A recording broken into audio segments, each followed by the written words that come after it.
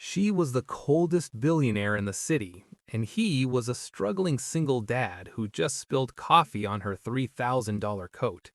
She was ready to destroy him until her panicked younger sister grabbed his collar and whispered two words that changed everything. Victoria Sterling did not walk into rooms, she commandeered them. At 34, the CEO of Sterling Enterprises was a vision of ruthless efficiency and icy perfection. With her sleek blonde hair pulled into an impossibly tight chignon and her tailored stark white designer suit serving as armor, she moved through the grand ballroom of the Sterling Plaza like a general inspecting the front lines. Tonight was the annual Sterling Charity Gala, an event less about philanthropy and more about flexing her family's staggering wealth to the city's elite. To Victoria, every detail had to be an exact, calculated reflection of her dominance. She dismissed a frightened event coordinator with a sharp wave of her hand, her piercing blue eyes scanning the massive floral installations that were still being assembled. She built her billion-dollar empire by being an unfeeling machine, demanding absolute perfection from everyone in her orbit, and discarding those who fell short without a second thought. For Victoria, humanity was a liability, and emotion was a weakness she had excised from her life long ago. On the opposite end of the ballroom, Jack Hayes was running on 3 hours of sleep, sheer willpower, and cold black coffee. At 36, the rugged landscaper had calloused hands, a perpetual shadow of stubble on his jaw, and the worn-in denim work shirt that stood in stark contrast to the opulence surrounding him. Jack's high-end landscaping business, once a thriving dream, was drowning in debt after a series of bad contracts and the crushing financial weight of raising his 7-year-old daughter, Lily, entirely on his own. Landing the floral staging contract for the Sterling Gala was the lifeline he desperately needed. It was the only thing standing between him and foreclosure. His muscles ached as he hauled massive, precarious arrangements of rare white orchids across the slick marble floors. He didn't care about the billionaires or the luxury. He cared about the invoice that would keep a roof over Lily's head and allow him to buy her the winter coat she needed. Every heavy step was for her. The ballroom was a hive of frantic energy as the clock ticked down to the opening doors. Event staff scurried out of Victoria's path like prey avoiding a predator. She marched toward the center stage, her gaze locked on a lighting rig she deemed slightly off-center, her mind already composing the termination email for the audio-visual team. She wasn't looking at the ground level, assuming, as she always did, that the world would simply move out of her way. Jack, meanwhile, was entirely blinded by the massive, towering vase of orchids he was carefully balancing against his chest. He was backing up, trying to navigate the narrow pathway between the tables, his heavy work boots slipping slightly on the freshly polished marble. He took one step too far back just as Victoria stepped forcefully forward. The collision was violent and immediate. The heavy glass vase tipped, and while Jack managed to catch the orchids before they shattered, the oversized travel mug of black coffee resting precariously on the edge of the cart was not so lucky. It toppled over, sending a dark, scalding tidal wave directly down the front of Victoria's immaculate $3,000 silk blazer. The entire ballroom seemed to collectively gasp, and then absolute, terrifying silence fell over the room. The music stopped, the staff froze. It was as if all the oxygen had been sucked out of the grand space. Victoria looked down at the ruined silk, the dark brown stain spreading like a chaotic ink blot over her perfection. When she raised her eyes to meet Jack's, the temperature in the room plummeted. Her voice was not a yell, but a venomous, quiet hiss that carried perfectly in the dead silence. She demanded to know who he was, her words dripping with the utter promise of utter financial ruin. She threatened to have his company liquidated, to ensure he never worked in the city again, to crush him simply for the inconvenience he had caused her. She waited for the inevitable groveling, the pathetic begging she was so accustomed to receiving from the people she broke. Instead, Jack took a deep breath, set the heavy orchids down gently, and pulled a clean cotton rag from his back pocket. He didn't cower, and he certainly didn't beg. He stepped forward, calmly dabbed the worst of the spill from her lapel, and looked the furious billionaire dead in the eye. He didn't see a god, he just saw a very angry woman in a stained suit. With a steady, gravelly voice, he apologized for the accident, but firmly stated that his crew was on a strict deadline. His daughter was waiting for him at home, and he had a job to finish with or without her approval. He turned his back on the most powerful woman in the city and walked back to his orchids. For the first time in her life, Victoria Sterling was left standing in stunned, speechless silence, her ironclad world abruptly shaken by a man who refused to bend. 2 hours later, the Sterling Charity Gala was a glittering, suffocating spectacle of extreme wealth and whispered corporate alliances. Beneath the towering crystal chandeliers, the city's elite mingled in a sea of bespoke tuxedos and haute couture gowns, completely oblivious to the frantic, invisible labor that kept the illusion alive. In the shadows of the grand ballroom, Jack Hayes moved quietly, adjusting the massive, cascading orchid displays, his mind miles away with his daughter, Lily, who was currently asleep under the watchful eye of a teenage babysitter he could barely afford. But while Jack was trying to disappear into the background, another soul in the room was desperately trying to escape the spotlight. Chloe Sterling, Victoria's 28-year-old sister, was a vibrant, expressive woman trapped in a gilded cage. Unlike her sister, who had forged herself into unyielding steel to survive the family legacy, Chloe was suffocating under it. Tonight, the pressure had reached a boiling point. The Sterling Board of Directors, a cabal of ruthless older men who viewed the sisters merely as corporate assets, had orchestrated the evening with a singular, sinister purpose: forcing a public engagement between Chloe and Preston Vance. Preston was a notoriously corrupt, arrogant heir to a rival shipping conglomerate, and a forced marriage meant unprecedented market dominance for the board. Cornered near the sweeping glass doors of the terrace, Chloe looked frantically for an exit, her breath hitching in genuine panic. Preston stood far too close, his hand gripping her elbow with a bruising, proprietary tightness that made her skin crawl. He leaned in, his whiskey-laced breath hot against her ear as he murmured smug assurances about their inevitable, board-mandated future together. A few feet away, a cluster of paparazzi, specifically hired by the board to document the happy couple, waited like vultures with their lenses poised. Jack, wiping down a marble pedestal nearby, paused. He had spent his life reading people, a necessary survival skill for a man who constantly navigated the demands of wealthy clients.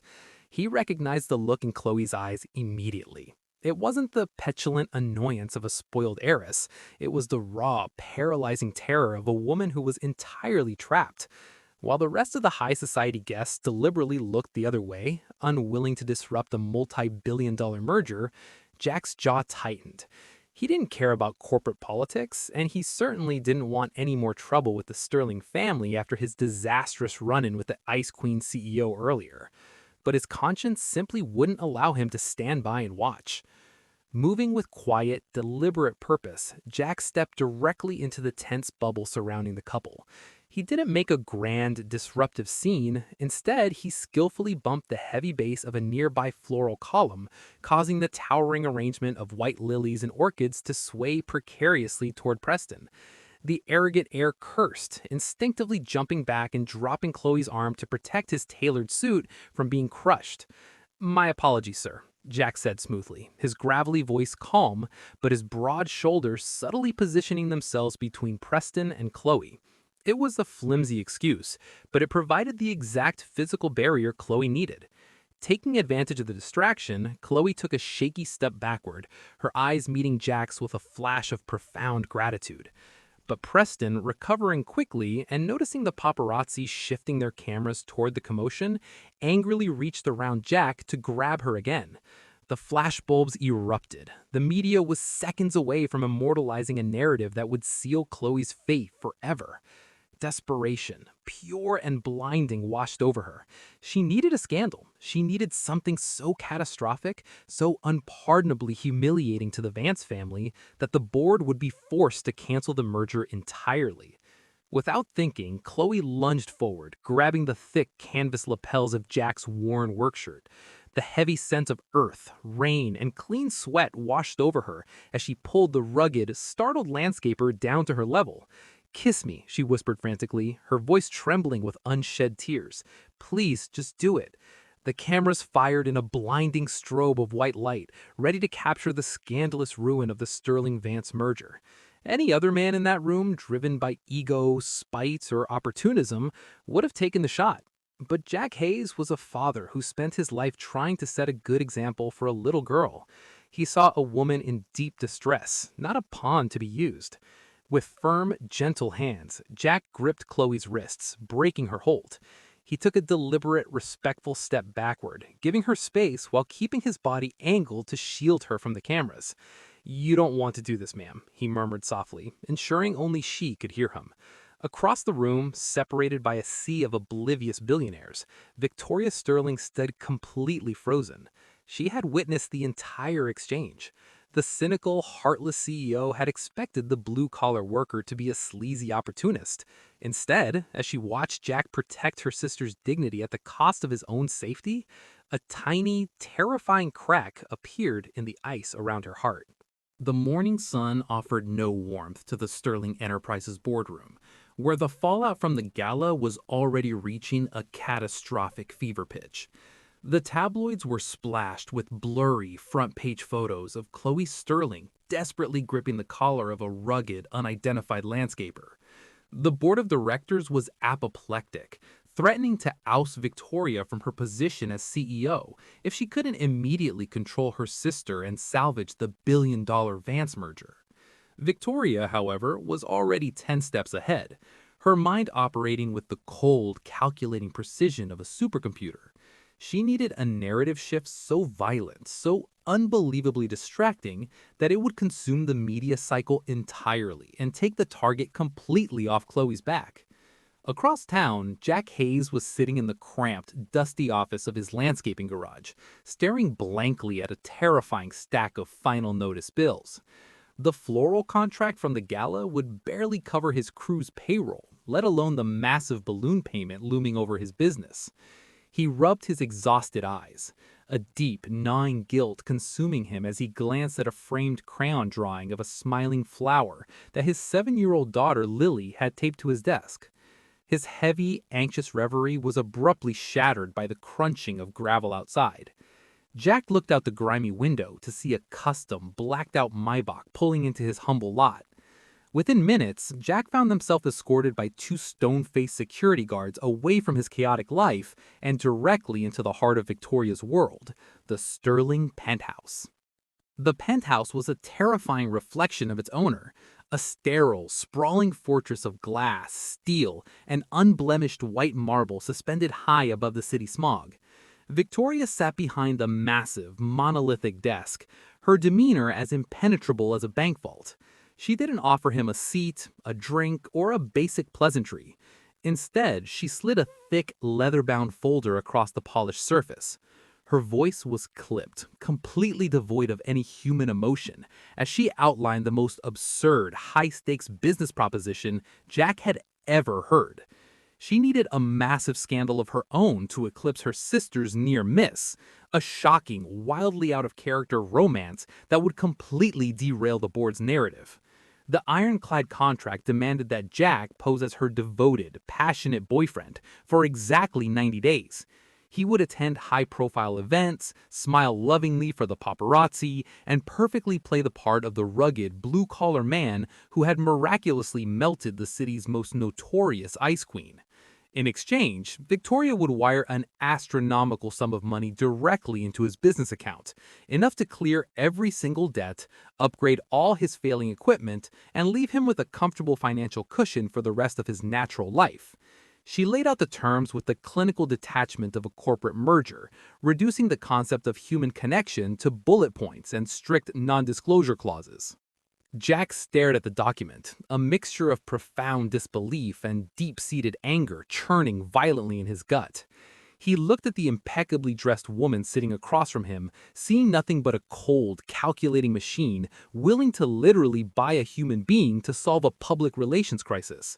He flatly refused. He told her to keep her millions, stating firmly that his dignity wasn't for sale, and he wanted absolutely nothing to do with her toxic, relentlessly transactional world. He turned on his heel, fully prepared to walk back to his crumbling business and face financial ruin with his head held high. But just as his heavy brass door handle touched the heavy brass door handle, Victoria's icy voice cut through the cavernous room, dropping a single, paralyzing name: Lily. Victoria had done her ruthless due diligence. She coldly recited his exact financial reality, not to mock him, but to present an undeniable, terrifying truth. She spoke of the underfunded, failing school district Lily was currently enrolled in, the complete lack of a college fund, and the very real, impending possibility of them losing their modest home before Christmas. The words hit Jack like a physical blow to the chest. His pride was a luxury he couldn't afford if it meant his daughter had to suffer. The heavy silence stretched, suffocating and tense, as the devoted father waged a silent, agonizing war against his own morals. Slowly, the fight drained from his broad shoulders. He walked back to the cold marble desk, picked up the silver pen, and signed his soul over to the devil in a white suit, knowing deep down that 90 days of corporate hell was a cheap price to pay to guarantee his little girl's future. The first 2 weeks of the arrangement operated with the clinical, joyless efficiency of a hostile takeover. Victoria treated their highly publicized romance as a strict marketing campaign, dictating their interactions down to the exact second. She issued Jack an impeccably tailored wardrobe and a relentless itinerary of strategic public appearances. They were photographed sharing tense, manufactured smiles at exclusive art gallery openings and walking perfectly in step through the city's most visible parks. Behind closed doors, however, the silence between them was deafening. The moment the flashbulb stopped, Victoria would immediately retreat behind the impenetrable fortress of her phone. Jack played his part with stoic endurance, hating the suffocating high society glare. He simply kept his head down, counting the days on the calendar and repeating Lily's name in his head like a protective mantra every time Victoria's dismissive demeanor pushed them to his breaking point. The fracture occurred during what was supposed to be a tightly controlled exit from a charity luncheon. A rogue faction of aggressive tabloid photographers managed to breach the venue's rear security perimeter. As Victoria and Jack stepped out of the service elevator, they were instantly blinded by a chaotic, terrifying barrage of flashbulbs. Her usual security detail was completely cut off by the surging crowd. For the first time, Jack saw genuine panic flash across the impenetrable CEO's face as the mob closed in. Instinct completely took over. Jack didn't wait for orders. His broad hands firmly grasped Victoria's shoulders, pulling her flush against his chest to shield her from the crush of bodies. Moving with the undeniable force of a bulldozer, he shoved the path through the shouting paparazzi, threw open the door of his beat-up work truck parked in the alley, and practically tossed her inside. With her pristine schedule ruined, Jack drove them to the only unlisted, unglamorous safe haven he knew: his own home. Stepping into Jack's modest suburban house was like stepping onto another planet for Victoria. There were no towering glass windows overlooking the skyline or silent staff hovering in the margins. Instead, the small living room was a chaotic, vibrantly colored explosion of domestic life.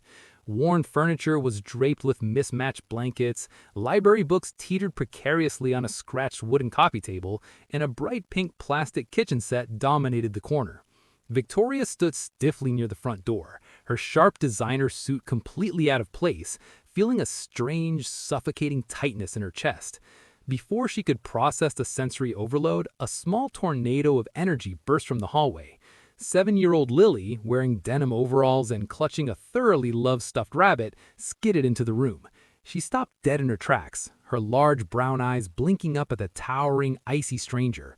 Victoria froze entirely. She had successfully negotiated ruthless corporate mergers without blinking, but faced with the innocent curiosity of a child, the billionaire was utterly paralyzed. The tense silence shattered when Lily caught her sock on the edge of a frayed area rug. She tumbled forward, her knee hitting the hard floorboard with a sharp thud. A small gasp escaped the little girl's lips before her face crumpled, tears welling up instantly.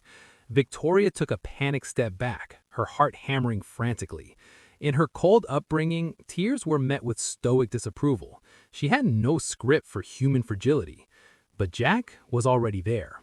He dropped to his knees instantly, scooping his daughter into his strong arms with a practiced, effortless tenderness that made Victoria stop breathing. He murmured soft, soothing reassurances into Lily's hair, treating her minor scrape as the most important thing in the universe. He just let her cry until she felt safe. Victoria watched this display of pure, unconditional love, and something deep within her guarded soul finally cracked. Over the next few weeks, the agonizing public dates transformed into quiet, undocumented evenings hidden away on Jack's worn-out couch. The most powerful woman in the city found herself dreading the lonely silence of her glass penthouse, secretly yearning for the chaotic mess of crayons and the sound of a little girl's laughter. The impenetrable ice was melting, leaving her terrified of the warmth. Day 89 arrived not with relief, but with a suffocating, paralyzing dread. Victoria Sterling stood by the floor-to-ceiling windows of her penthouse, looking out over the sprawling city, realizing with absolute clarity that she did not want the contract to end. The terrifying truth was that the ruthless billionaire had fallen deeply, irrevocably in love with the rugged landscaper and his sweet daughter. She was ready to tear up the non-disclosure agreement and make their life together a permanent reality. But before she could formulate a plan, the heavy mahogany doors of her office swung open. Alistair Montgomery, the oldest and most venomous member of the Sterling Board of Directors, walked in with a triumphant, sinister smirk. He didn't say a word, he simply dropped the manila folder onto her pristine desk. Victoria's blood ran cold. Inside was a perfect copy of the fake dating contract, complete with her and Jack's signatures. Alistair had hired private investigators to dig into Jack's sudden financial windfall. The ultimatum was swift and devastating. Either Victoria instantly stepped down as CEO and forced Chloe into the Vance merger, or Alistair would leak the contract to the press. He maliciously detailed how Sterling Enterprises' elite lawyers would sue Jack for corporate fraud, ensuring he spent years in federal prison while Lily was thrown to the ravenous tabloid wolves and Child Protective Services. For the very first time in her impenetrable life, Victoria felt true, unadulterated terror. It wasn't the loss of her billion-dollar empire that made her hands shake. It was the vivid, horrifying image of Lily crying for a father she couldn't reach. To protect them, she had to destroy the only happiness she had ever known. When Jack arrived at the penthouse that evening, carrying a bouquet of simple daisies and a warm smile, he was met not by the woman who had laughed on his worn-out couch, but by the ice queen he had collided with months ago. Victoria stood behind her desk, her posture rigid, her eyes completely devoid of warmth. She slid a final cashier's check across the marble surface, her voice a hollow, mechanical drone. She told him the 90 days were effectively over. The PR crisis was averted, and his services were no longer required. She clinically thanked him for a successful transaction and ordered him to leave. Jack stood frozen, the daisies dropping from his calloused hands. He searched her icy blue eyes for any trace of the woman who had tenderly bandaged his daughter's scraped knee, but the fortress walls were drawn up too high. Hurt, betrayed, and completely blindsided, Jack took the check, his jaw tight, and walked out without a backward glance, taking all the warmth in the penthouse with him. Jack spent the next 24 hours in a dark, agonizing haze. He had his business back, his debts were cleared, and Lily's future was secure, but his chest felt like it had been hollowed out. He was sitting in his truck, staring blindly at the steering wheel, when the passenger door suddenly yanked open. Chloe Sterling threw herself into the cab, completely ignoring his protests. She had bypassed aboard security and uncovered Alistair's blackmail plot. With tears streaming down her face, Chloe explained everything. The leaked contract, the threat of federal prison, the danger to Lily, and the fact that Victoria was at that very moment sitting in the executive boardroom preparing to sign away her entire life's work to keep Jack and his daughter safe. The revelation hit Jack like a physical shockwave. The betrayal he felt instantly evaporated, replaced by a fierce, undeniable need to protect the woman who was currently sacrificing everything for him. He slammed the truck into gear, his tires screaming against the asphalt as he raced toward the Sterling Tower, ready to tear down the very empire Victoria had built if it meant saving her from it. The Sterling executive boardroom was a monument to oppressive, silent power. Victoria sat at the head of the massive obsidian table, surrounded by 12 men waiting eagerly for her demise. Her pen hovered over the resignation papers, her heart completely numb.